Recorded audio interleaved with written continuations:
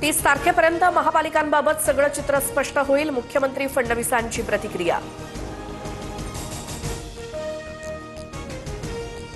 बारामतीत उद्या शरद पवार, अजित पवार आणि सुप्रिया सुळेंची बैठक होणार। दोन्ही राष्ट्रवादी एकत्र निवडणूक लढवण्याबाबत अंतिम निर्णय होण्याची शक्यता, सूत्रांची माहिती।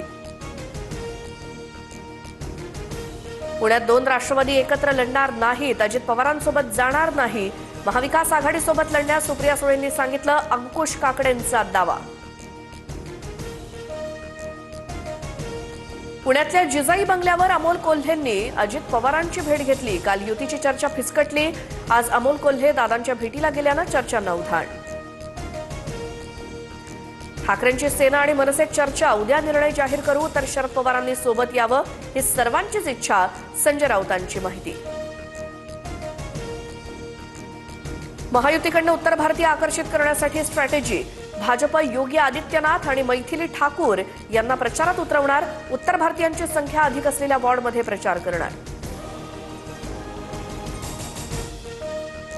ठाण्यात महायुतीचा फॉर्म्युला ठरेना, भाजप आणि शिवसेनेत जागा वाटपावरनं रस्सीखेच, भाजप वाढीव जागांसाठी आग्रही असल्यामुळे जागा वाटपाचा तिढा सुटेना। ठाण्यात भाजपकडनं पंतप्रधान मोदींचे बॅनर, नमो भारत नमो ठाणे असा बॅनरवरती उल्लेख।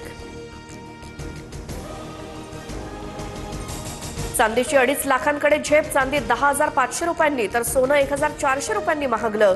सोनं 1,38,300 रुपये तोळा, तर चांदी 2,32,500 रुपयांवर।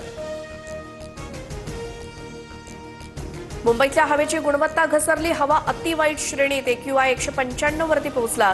प्रदूषण करणारी 187 विकास कामं थांबवली।